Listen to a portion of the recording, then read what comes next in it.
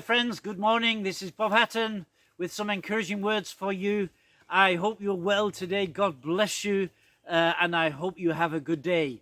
We're in Acts chapter 18. Paul is now in Corinth. He's still waiting of his friends, Timothy and Silas. They must be very busy in Berea. And probably his money's getting very low. So he starts to work. He'd learned the trade of a tent maker. And so Paul starts to make tents.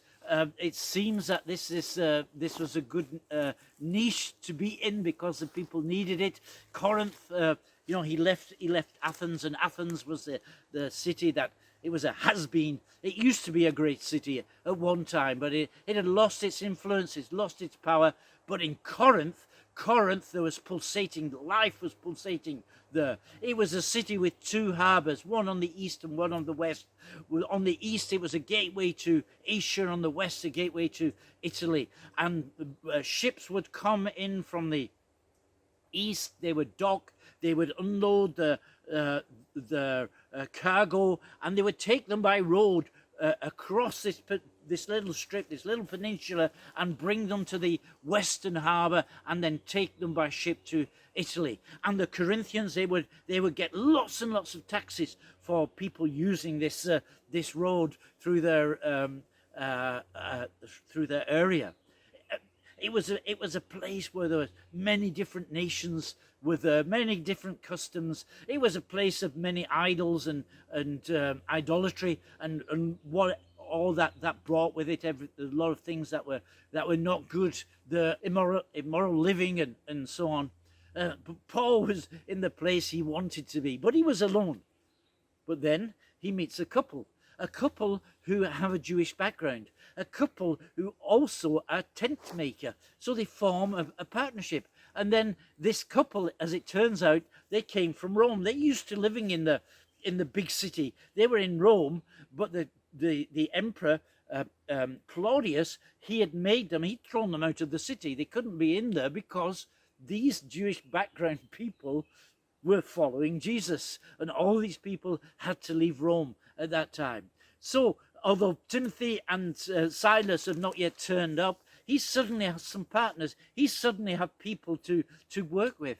So Paul gets to work. Of course, he's making his tents, he's making a little bit of money to tide him over. But then he goes, where does he go to? He goes to the synagogue, and he goes there to reason with the Jews that Jesus is Christ. He has quite a difficult time there, and when I read the beginning of chapter 18, I get the impression that Paul is a little bit tired. He's been on the road for a long time. He's done a lot of stuff, and now he's getting very tired. His strength is going, and he meets with some resistance from the Jews, as he always did, but he seems to be a little bit more sensitive to it this time, and he says, so that's it. I'm not going to speak to the Jews anymore.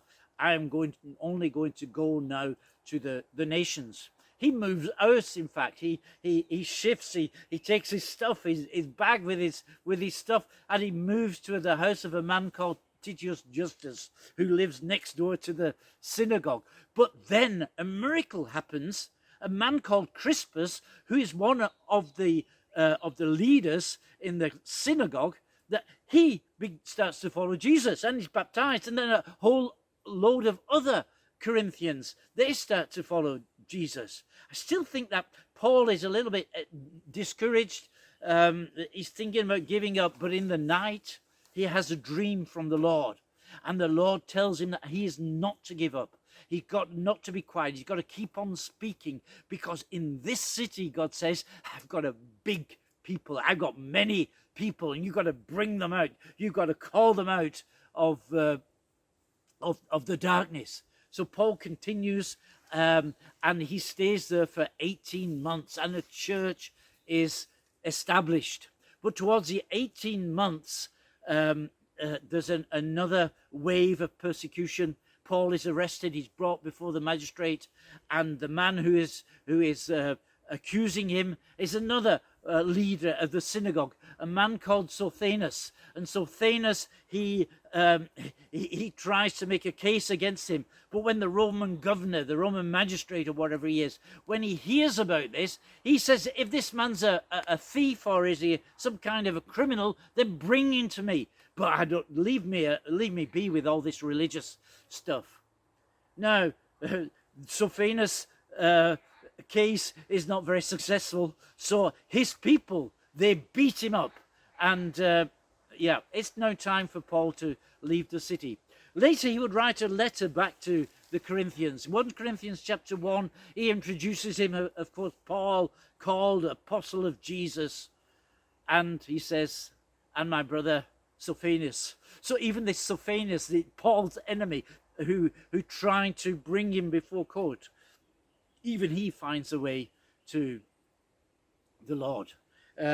So all in all, this is a good ending to what Paul experiences. Paul would then later also write to the Corinthians, and he would tell them to work hard, to be abundant in work for the Lord, because he says, you know that your work in the Lord is not in vain. Something always happens when we work for the Lord. That's what he tells them in chapter 15 of 1 Corinthians. So let me just tell you today, don't be discouraged. Whatever you're doing, keep on doing it for the Lord, because whatever you're doing, you're not doing it in vain, and God will give you fruit in the end. God bless you. Have a good day. You're Bob Hatton.